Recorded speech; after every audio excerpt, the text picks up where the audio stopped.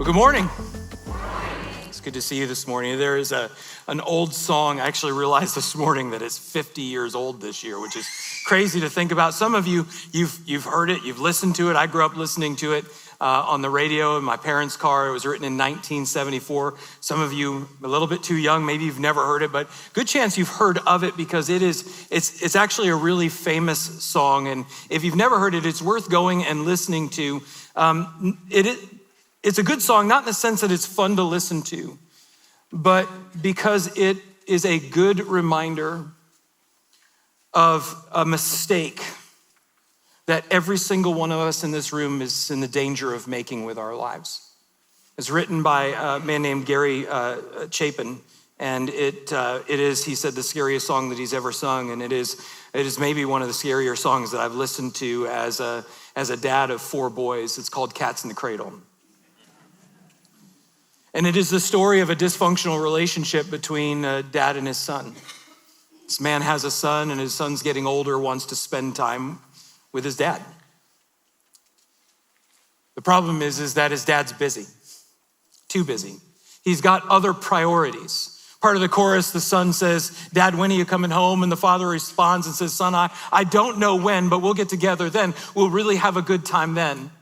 The problem is that never happens. He just never has the time. And some of you, you know this song, not just from the words, you know it from experience, whether this was your dad or maybe for the dads in the room, this is kind of your story in a lot of ways. Just never had the time. And then at the end of the song, the father now has the time. He's retired. He doesn't have the busyness of work. And so he reaches out to his son and says, "Let's get together." The problem is that the son has become a father and he's become like the father and he just doesn't have the time. It is a song of regret because of a life lived with the wrong priorities. And every single person, you're at the risk of living that kind of a life. And it doesn't matter if you have kids. It doesn't matter if you're an adult, even if you're a kid in the room. You don't have to have kids for the kind of the heart of that song to be your story, because we live in a world of competing priorities. You feel it every single day, every single new stage you go in. There are all of these things that are pressing in and they're screaming for your time and your attention and your energy, and you're trying to figure out how to balance them and to get them in order, knowing that it's very possible to get to the end of your life and look back and be filled with regret because you had the wrong priorities. It is a real risk. Billy Graham, at the end of his life, did an interview and he said, "Look, I've got a lot to be thankful for, but I also have a lot of regrets." And if you look at his regrets, all of them are because he had the wrong priorities. Which means all of us, we should be asking the question, and not just once. You got to keep asking it because every stage has new priorities that are kind of screaming for that attention. We should be asking, all right, well, how do I get those things in order? How do I get my priorities right? And what I tell you is there is a way. It's not impossible. I know it feels that way, but you can get those priorities in order, and you can live a life from this point forward looking back without regret. But if you're going to understand the answer, you got to think of it like potholes. And that, I know it sounds a little bit, we're going from cats in the cradle to potholes, but you can relate to potholes because you live in Illinois. I think that there's a debate of whether or not to make the state flower a pothole. The good thing is, in Illinois, potholes are always in season, right? So there's, summer, spring, winter, fall, you know. But you've experienced it where you're driving on the road and you see the kind of the Grand Canyon-esque pothole in the road coming your way. And look, if I hit that, it's gonna damage my wheels, maybe my car. And you are doing everything that you can. Focus on it, trying to avoid it. And inevitably, what do? You hit it. Why? There's actually a technical term for it. It's called target fixation. A target fixation says you hit what you focus on. The problem is that we tend to focus on the thing we're trying to avoid. So you become so focused on the pothole, inevitably you can't avoid it. And the same thing is true with life. We become so focused on trying to live that life without regret and engaging in all of those demands and all of those priorities that we get to the end of our story and you just look at the statistics of people who get to the end and they're filled with regret. The Billy Grahams who you look at and you go, there's somebody who must have lived it right. Looking back with regret, that we're so focused on it, you can't avoid it. The secret is you want to avoid the pothole, right? You didn't know you were going to get driving instructions coming into church today, but you want to avoid the pothole, you have to focus on something other than the pothole. If you want to avoid that life of regret, you've got to focus on something else. There's a biblical principle underlying everything that we're going to be talking about together this morning. And I put it on the screen, and I would encourage you to write it down. We always have notes at the back of the room with discussion questions on the back, a great tool for you to process through what we're talking about. But this is a true biblical principle. If you get first things first, second things follow. If you get things in the right priority, the things that shouldn't be the priority will be rightly ordered in your life. But if you get second things first, your life will be filled with sorrow. Anything that shouldn't be and by the way, one of the mistakes we make is thinking that we can have lots of things as your ultimate priority. You can't. There's always one ultimate priority in your life. And so you've got to have a first thing in place. First things first, second things follow. Second things first, your life will be filled with sorrow. You want to avoid that life of sorrow and regret. You've got to focus on something other than that. And really it's someone other than that. It's Jesus. That's what we're looking at this morning. I want you to grab your Bible and turn with me. We're in Luke chapter 9 today. Luke chapter 9. And as you turn there, I want to give you a little bit of a pop quiz. We're 3 weeks in to a new ministry year. Every year, Vision Sunday, the second Sunday of September, we set our vision for the year. We choose a theme word, and then that's what we're all about for the coming year. And so I just want to make sure we all know where we're going and what we're doing. Our theme word for the year is what? Focus. Some of you that was we're crowded. It should be louder than that. Some of you still waking up. Our theme word is what? Focus. And we're focusing on one thing with two parts. Right? Who are we focusing? This is a softball. Who are we focusing on? Jesus. And what are we focusing on in the process? That was not as those. Yeah. We're focusing on Jesus and becoming like him. We're focused on what? Jesus. And in the process? Becoming like him. You can't do one or the other. You got to do both and we have a theme verse for the year that I've said every week we're going to read it, and I'm going to actually start taking words off. May sound a little bit silly, but the goal is to memorize it as we go. Does anybody know the reference for our theme verse right now? No? All right, it's okay. It's all right. We're going to get there. You're going to know it. 2 Corinthians chapter 3, verse 18. All right? And listen, we're memorizing. I want to help. Some of you bought in this idea, I can't memorize. That's not true. You absolutely can. There's great tools out there. We're going to read this every week for the next quarter. And I promise you by the end of it, I really believe if you're here, you're engaged, you're going to have it memorized. But let's read it together right now. And we all, with unveiled face, beholding the glory of the Lord, are being transformed into the same image from one degree of glory to another. This comes from the Lord, who is the Spirit. This comes from the Lord means this is God's design. This is God's plan. He's the one who planned it. He's the one who makes it possible. God's plan is for you to be transformed into the same image. Romans 8:29, predestined you to be conformed to the image of his son. And the image is to be transformed so that you reflect his character. You're becoming like Jesus. That's the glory. The glory is a revelation of his character, which is seen especially in the gracious way that Jesus relates to us as broken, messy people. And so we're to see his love and his joy and his patience, his forgiveness, and to be transformed so that we become more like him in those ways. That's his plan, and he's promised it's going to happen. He's promised he began this good work in you. He's going to carry it to completion. Philippians 1 verse 6, that when we see Jesus, we will be like him. 1 John chapter 3 verse 2. It's going to happen. But in between start and finish, God's purpose for your life is for you to be engaged in the process. We're being transformed. We're in that process into the same image, but it's from one degree of glory to another, right? It's not like we started and we're finished. We're in process, and it is a lifelong progressive transformation that we're to be intentionally engaged in. But the key to it is focus. It's the word beholding, and we all with unveiled face. Before Jesus, we were blind. You couldn't see. But the verse 16, before this, when we come to the Lord, the veil gets removed, the Spirit comes in, and where the Spirit of the Lord is, there's freedom to do what? To see Jesus, to behold his glory, to see his love and his pain, all of those things that are who he is. And the more that you behold, the more that you're changed. Why? Well, because it captures your heart and it changes your behavior. Right? You, as you see and experience his love, you love in return. And when you love him, it creates a desire to honor him, to please him, and to become like him.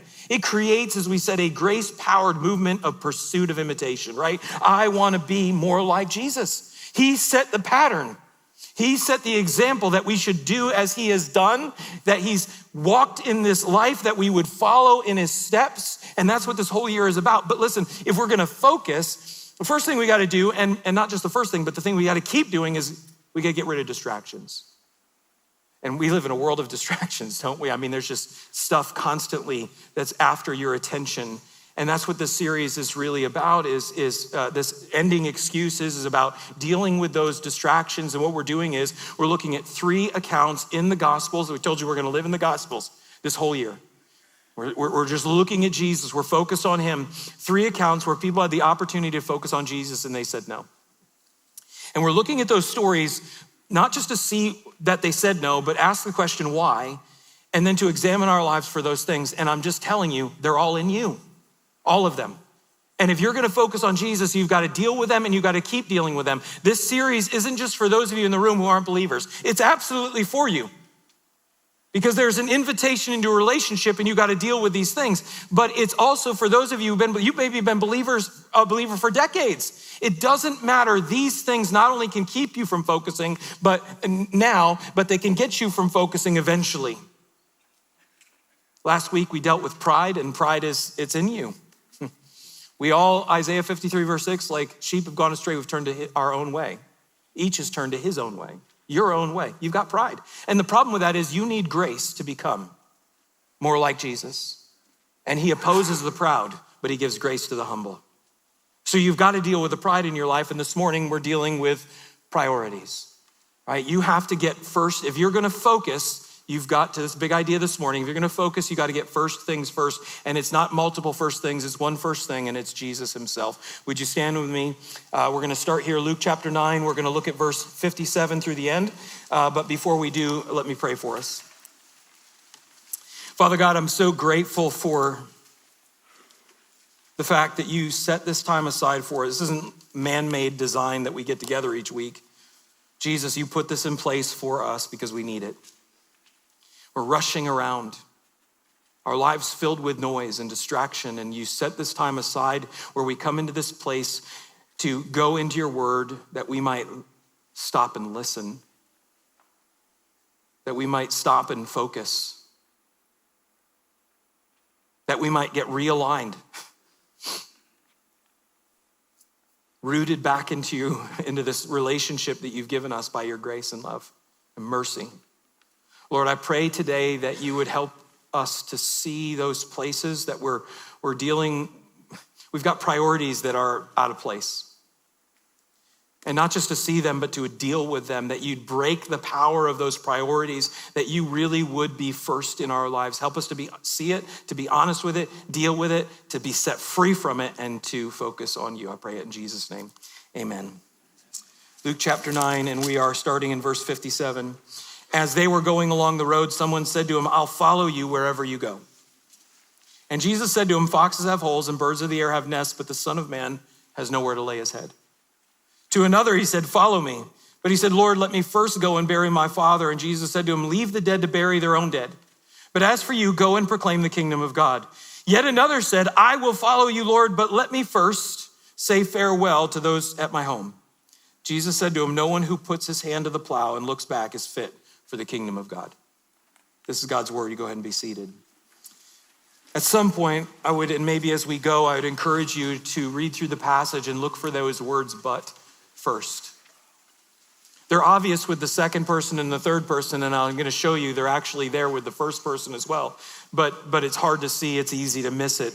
But first, before we look at these 3 people coming to Jesus and interacting with him, you've got to see the context, and the context is verse 57, as they were going along the road. It's Jesus and the disciples, and they're moving.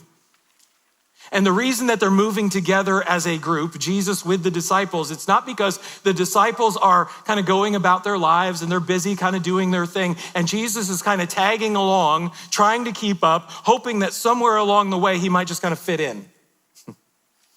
It's just kind of an extra kind of wheel on their life where, if you could just kind of make me a priority somewhere along the way, maybe once a week on Sunday morning, if you've got time for me, I'd love to kind of fit into everything else you've got going on. The reason that they're moving together as a group is Jesus isn't tagging along. It's not like he's one of the extra things. It's because Jesus is the priority. He's their priority. You see, every interaction that Jesus has with people, it is a confrontation in regard to our priorities. It's the same confrontation Jesus has already had, the same confrontation with the disciples that he's having with these three people in this passage. That when he comes to them, and remember, it's not like they're sitting around twiddling their thumbs with nothing to do. No other priorities in their life, and Jesus shows up and goes, follow me, and they're like, finally, I've got something to do. I mean, you got Peter who owns a business. He owns his boats. He's got a family. He's got a wife. He's got aging parents. Some of you know the story. He's got priorities. And Jesus comes along and he says, follow me, which, by the way, is not an invitation. We often talk about it in terms of invitation, as if Jesus is coming along and going, well, guys, if you've got time and you feel like it and it fits into your life, I'd love to have you come with me where I'm going. It's like, passing notes in school. Do you like me? Check yes or no. That's not what Jesus is doing. Jesus in this moment is coming as the Lord. I mean, we're just singing about him, King of Kings, Lord of Lords. The creator of all things is not begging for your attention. He's commanding it. This is a command. You follow me. And it is a confrontation with the priorities in our lives because you've got all of these other things going on. And Jesus is going, here's the deal. I got to be first. And this passage that we're looking at with these three kind of faceless, nameless people is Jesus saying, it's not just I've got to be first in general. Don't think of that out here. But I have to be first in everything. And in these three people, we're seeing things that every single one of us have to address if he's going to be first. Three places that we struggle with priorities and putting other things ahead of him. And it is a confrontation in which Jesus is saying, listen, you got to make a choice. Am I first or not?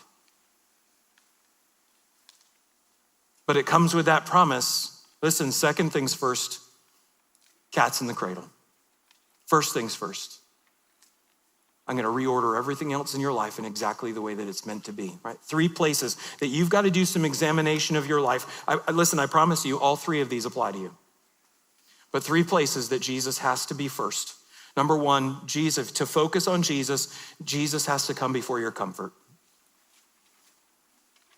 That's the situation. That's the issue with the first person, and it's easy to miss. The second two, right, they're very obvious because they both say, I'll follow but first.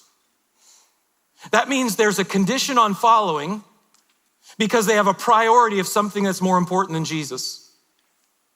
But this first guy, it's not so obvious. It looks pretty good what he says. And I think part of the reason it's not so obvious is because it's easy for it to be hidden in your life. It's easy to think that you don't have this problem, but I promise you, every person in this problem, every person in this room has this problem in their life, including this guy. Again, hard to see, but look at it. It says, as they were going along the road, someone said to who? To Jesus, I will follow you wherever you go. That sounds so good, right?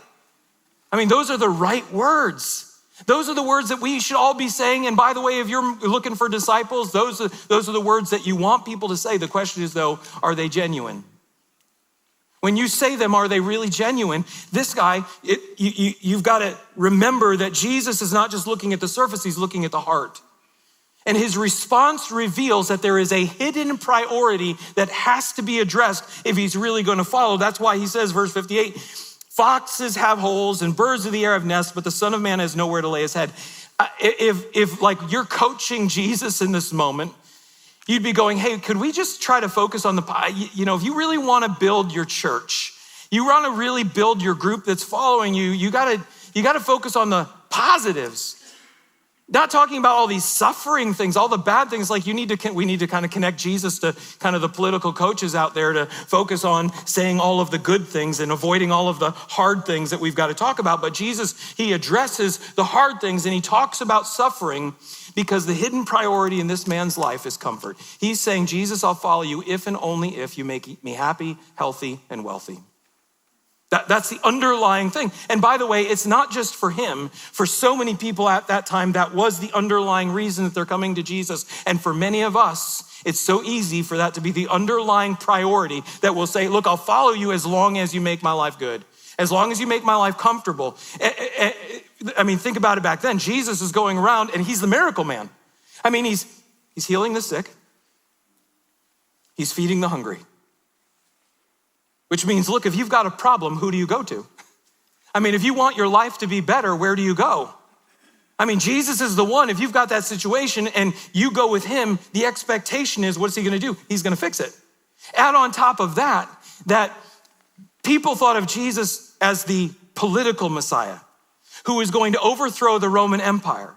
And if he would overthrow the Roman Empire and when he becomes king, we'll have the right president in place and I'll get in on the ground floor. And if I'm on the ground floor with Jesus, what's gonna happen? I'm gonna be rich, I'm gonna be powerful, I'm gonna be famous, I'm gonna have the life that everybody wants. I'm gonna have all the wealth, I'm gonna have all the power, I'm gonna have all the relationships. I'm gonna be really somebody. That's why they're following. That's why in my devotions, I'm going through the Gospel of John and I'm at the point of the triumphal entry. And everybody's celebrating Jesus. And then a couple days later, they're all shouting, crucify him. Why? Because they wanted him to make their lives better. And instead, he's not doing what they want. They had a priority of comfort. And listen, so many churches are preaching that kind of a message. Jesus is just here to make your life easy. We're preaching what I would call a therapeutic Jesus. He just wants you to be happy and comfy.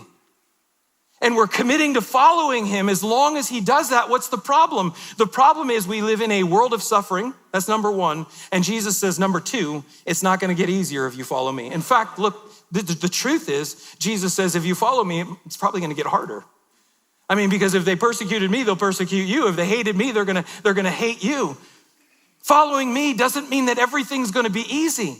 And he's not trying, but understand, the reason he's gotta confront that is because, again, if comfort's your priority, either you're gonna say no up front. But more likely what you'll do is you'll say, I'll follow you, but down the road you'll give up. You'll walk away because you'll be praying for that healing. And if he doesn't give it, how dare he? Or if he doesn't give you that raise, or he doesn't give you that job, or there's too many things breaking in your house, all the problems, whatever that thing is, you'll walk away from him and he's going, listen, you got to deal with this up front. He's not trying to be discouraging, but to break the power of the hold of that comfort. He's saying, look, you think it's going to get easier. Look at my life. Foxes have holes, birds have nests, not me. And if discipleship is about following Jesus, that means going where he goes and doing what he does, then guess what? That's gonna be a part of your life. But understand, Jesus isn't being discouraging, he's giving hope that's greater than that pursuit of comfort. He calls himself the Son of Man, which is a messianic title, which means that if anybody could have had a life without suffering, it would have been Jesus. Which means the reason that he's suffering is that he's chosen it. And why did he choose it? Because he's living for something greater. And that greater thing is the road that he's heading towards, which is the cross. He's heading to Jerusalem. He's going to the cross, that he might lay his life down, take it back up, so that he might save you from the ultimate suffering. And having saved you from the ultimate suffering, that he might transform and change you so that you might become who you were made to be, live the life that you were made to live. But understand that doesn't come easy. That comes through the hard things as he's at work in your life, but you will not go through those hard things in the way that you have been intended to go through them so that you might grow until you break the priority of comfort and Jesus comes first. And by the way, how do you know that comfort comes first and any of these comes first in your life? You're willing to say no to something that Jesus commands you to do because of it. Oh, you want me to go tell that person about you? Share the gospel? Yeah, no, that's too uncomfortable. I'm not doing that. Oh, you want me to give that money? Yeah, no, I've got other things that are a priority in my life. I'm not willing to do that. You want me to stop doing that thing that sin in my life that I really enjoy? It's Augustine who, at one point, he was living with a woman, church father Augustine, who was living with a woman who he got convicted over. He knew it was wrong. And he prayed the prayer. He said, God, make me good, just not now. Jesus has to come before your comfort. Number two, he's got to come before your responsibilities. Now, all of these are hard. But I think in Naperville culture, this one, maybe they're just all hard, but this one is especially hard because we're hard workers. I mean, we're committed to discipline. You're not allowed to be lazy. You've got to do the tasks. You've got to keep pressing forward. And Jesus isn't, by the way, in what we're going to look at saying be lazy, be irresponsible. What he's saying is there's a problem if your sense of responsibility trumps me as your king. If your sense of responsibility comes before me, you've got a wrong priority. I've got to come first. That's the issue with the second person. Verse 59, to another he said, follow me. Again, that's the command as Lord. But he said, Lord, let me first. Priorities. Let me first do what? Go and bury my father. Now that seems reasonable, doesn't it? I mean, my goodness, everybody in the room, many of us, we know what it is to lose someone, a parent, the grief, the sorrow. I mean, you'd have to be heartless to go, well, yeah, no, you're not allowed. Don't go do that. Don't go bury your father. You'd have to be unloving. And yet Jesus, as the most loving person who has ever walked on the face of the planet, what does he respond with? Let the dead go bury the dead. You go first. First, go, what are you to do? Go and share the gospel with the living. Again, it seems crazy. How could you say no in this moment? But you have to remember that Jesus is loving this man who has his priorities out of order.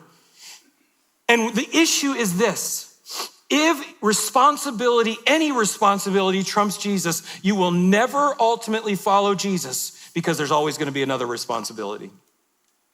It's not like this guy goes and buries his father and now he has no other responsibilities. There's always the next thing and the next thing and the next thing. I remember when I was younger, I used to say when Sarah and I were married early on in our marriage, not that we aren't married anymore. When we were married, when we were early in our marriage, I used to say to her, next season, after we get past this, things are going to slow down. Yeah, I don't say that anymore. Some of you, you're still saying it. It's a lie. It's never going to slow down. It only gets fast. I've had retired people come to me and go, just so you know, when I retired, it didn't get slower, it got busier. Why? Because there's just more responsibilities and more responsibilities and more responsibilities, right? It started when you're in school. Some of you are in school right now and you're going, listen, I've got sports and I've got school. I'll get to Jesus later. Some of you are in college right now and you're busy studying and working to try to pay off the debt that's adding up, and you've got your friendships and relationships and you're going, I got responsibilities, I'll get to Jesus later. And then after that, you graduate and you get your first job, the big job, right? Full time. And you've got all the responsibilities at work and you've got to prove that you're really a good worker, and I'll get to Jesus after that. Jesus, don't worry, we'll get together then, right? We'll get past this and we'll have that time. But then maybe you get married and you've got to focus on your spouse, and then you have kids, and then your kids get older and they've got sports and school events, and you've got your work and you get that promotion, which means more responsibilities. And then your kids graduate and you go, well, it's going to slow down, but then you got to go visit them at school. Plus you've got all the responsibilities of work. Plus you got to try to help them pay off those bills that are adding up with all that debt. And then they graduate and they get the job and they live somewhere else. You got to travel to see them. And then they get married and then they have kids, and you've got grandkids, and you got to travel and you got to see them. And then your parents are getting older and you got to start helping to take care of them. And what's happened? Responsibility after, you're living it. And you're going, and by the way, you've been playing the game. Jesus, I'll get to you, but you're never getting to him, because hear this, later becomes never. And Jesus is lovingly confronting this man, and he's going, listen, you've got the wrong priorities. Not because, understand, Jesus isn't about disengaging you from those things, but rather transforming you in them. Setting you free. I'm going to show it to you in a moment. Setting you free so you can fully engage in those things in the way that you're intended to. But he's got to come first. He's got to come first. Number 3, he's got to come before your relationships. The second guy, his father's already dead. And by the way, some people try to get around that whole thing because it sounds so harsh. I mean, you're saying his dad is dead, and let the dead go bury the dead just seems unloving. And they say, well, he's not really dead. Right? He's just saying he's going to die someday and I'll get to you later on. But that's really not the issue. Jesus says, in essence, he is dead. But you got to get those priorities right. You got to deal with that's a task issue, not a relationship issue. But this one is a relationship issue because he says, look, he comes to him and says, look, I'll follow you, Lord, but let me first do what? Say farewell to those in my home. I've got family. I've got relationships. Let me go back and say goodbye, which again, it sounds reasonable. And it is somewhat reasonable in the sense that, in fact, all three of these are rooted in something good that is built into your life. So go back to I want to be comfortable. It's really around rest and joy, pleasure. I mean, you've been wired for those things. In fact, you were created for a world without suffering.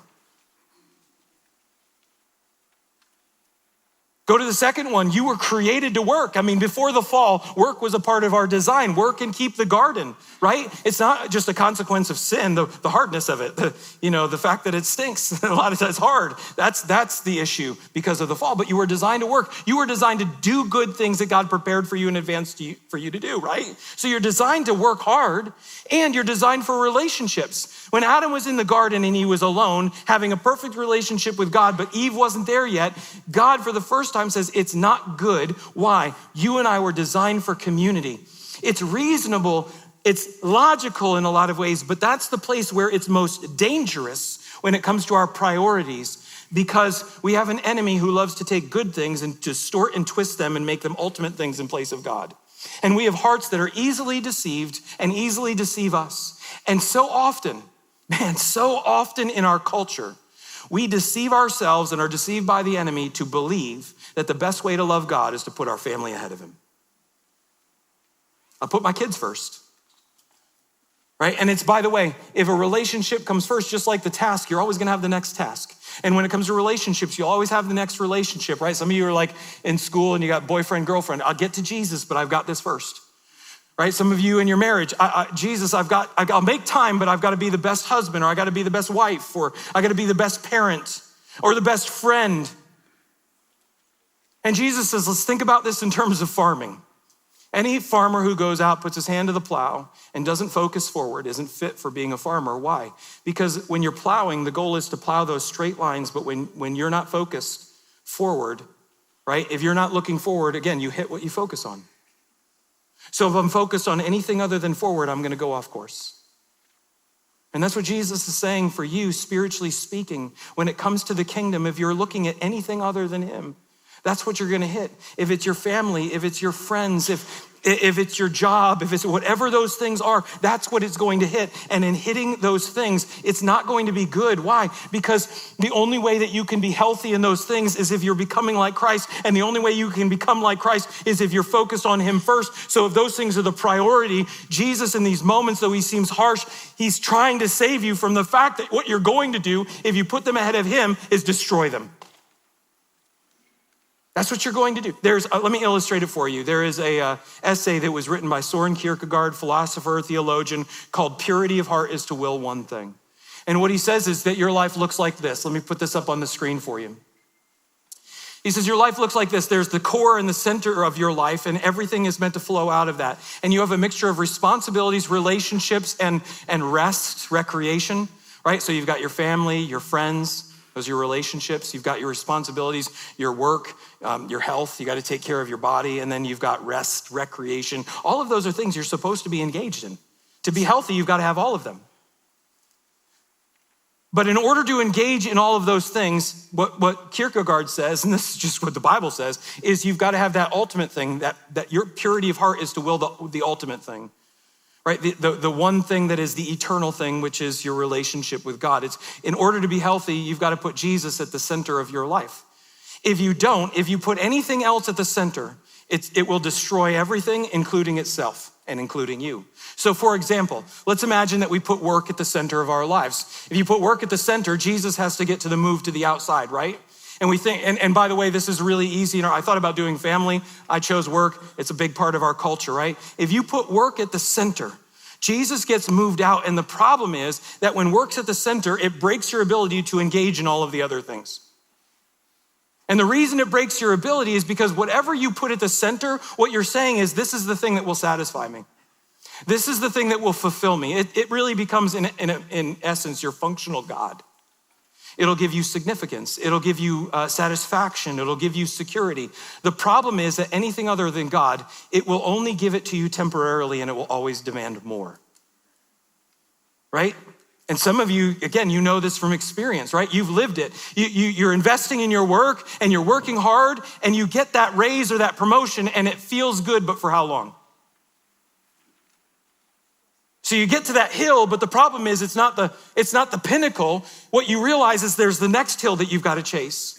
And then you get to that one and there's the next hill that you have to chase. And so it requires more time, more energy, more focus. So over time, you have less time for your family. I can't spend time with my spouse. I don't have time for my kids. I don't have time for my relationships and my friendships. It cuts you off relationally. I don't have time for Jesus. Look, I just talked to a really good friend of mine this week who said, I am so busy at work, I haven't even thought about God for the last couple days. And some of you, you know exactly what I'm talking about. It cuts you off spiritually, and it also cuts you off in terms of your recreation and your health. You don't have time to rest. You don't have time to take care of your health. And when all of that is the case, do you know what it does? It actually destroys your ability to engage in doing the very work that you've been living for in the first place. Why? I'll just give you one example. When you don't take care of your health begins to decline, and when you're unhealthy, guess what you can't do? I don't have the strength, I don't have the energy, I'm in too much pain, I'm too sick in order to actually engage in the work because you've put a finite thing in the center of your life. The only way that you can engage in all of the things and get all of those priorities in their order is if you get first things first. And the first and ultimate thing is Jesus. When Jesus gets put into the center of your life, you see, he's not removing you from those things, but rather he fills you up and then sends you out and uses those things to reshape your life so that the more you become like Jesus, the more that you actually do those things in the way that you were designed to do them. So you become the spouse you were made to be with Jesus as the priority. You become the parent that you were made to be with Jesus as the priority. You become the worker that you were made to be with Jesus as the priority. Why? Because he teaches you to do all things as unto the Lord. You actually rest because everything else tells you you're not allowed. Jesus commands you, you must. He teaches you to take care of your physical health because it's being a good steward of your body. You see, when Jesus gets put to the center, when Jesus becomes the priority, that's where you actually begin to live. First things first, second things follow. C.S. Lewis wrote a book called The Screwtape Letters, which is a fictional account of a conversation between kind of a demon, a major demon, like a professional, like a higher up demon, and a demon in training. And they're having this back and forth conversation on how to deceive and to tempt, particularly Christians. And so he's writing from the perspective of this demon who's Screwtape, who's training the other. And he says this, when he, speaking of God, when God talks of their losing themselves, making him the priority, he means only abandoning the clamor of self-will. Once they've done that, he really gives them back all their personality and boasts, I'm afraid sincerely, that when they are wholly his, they will become more themselves than ever. And being who they were made to be, they will live the life that they were actually made to live. You see, Satan wants you to listen to what Jesus is saying is harsh and unloving and uncaring, rather than seeing that as Jesus is confronting us, he's not trying to take us from life, but rather he's fighting for your life, because the only way that you'll ever live that life is if he's the priority. Otherwise, cat's in the cradle. Otherwise, you're gonna hit the pothole. That life of regret. You know, what's interesting is that we don't actually find out how any of these three respond to Jesus. And I wonder what assumption we tend to make. I think what we often assume is they all go, yeah, not worth it. But in the end, it doesn't really matter what they say or how they respond. What matters is how you respond right now. Because in this moment, Jesus is confronting those mixed up priorities in your life. And he's saying, I need to be first. I need to be first. You need me to be first in your life. That's the whole design. And the question is, okay, so what will you do with it? What will you do with it? My challenge to you is, number one, you got to get clearer on this is the command. It's not for when it fits into your life. It's a now. Follow me. Number two, you got to get honest. What's your real priority? What's really coming first in your life? And then you've got to make a decision. Do you believe it or not? For some of you, it'll be the first time. Do you believe in Jesus Christ as your Savior and Lord, or do you not? You've never received him. It is the invitation. He's saying, believe, make me first. And he's calling you to it. He's commanding you to it because he loves you, and that's your design. But you got to decide, am I going to or am I not? This is the opportunity for you. Don't waste it. But for those of us who have believed, it's that honest, like I said, it's so easy for us to get our priorities mixed up. Not just before and not just in the first year or the first couple of years. Some of you have been decades, something other than Jesus first in your life. And our call is to confess it, own it, once again to meet him in that place of grace. His grace is sufficient for you. Listen, if you're here this morning, you're going, look, I've lived this my whole life, and you're looking back with those regrets, that song is your song. I want you to know his grace is sufficient for you. You can't do anything about what's already been written, but you can certainly live what's coming differently. And that's the opportunity. Don't let the past hold you back. He died so that would be forgiven, so that you could be set free and live. And then make the commitment, I'm gonna focus. I'm going to focus. And I would challenge and encourage you to make it public. We've got that number on the seat back in front of you, and I challenge you to just text one word into that number, the word focus. We've had over 200 people that have already responded. And some of you haven't responded yet because you're like me, you're like a nonconformist. Nobody tells me to text, right? If you could just lay that down for a moment and let that go. And if you're in, say it. Make the commitment. But for those of you who are still on the fence, this is the invitation. Second things first, I promise you, your life will be filled with sorrow. You will look back with regret. First things first, Jesus first. You'll find that life that you were made for.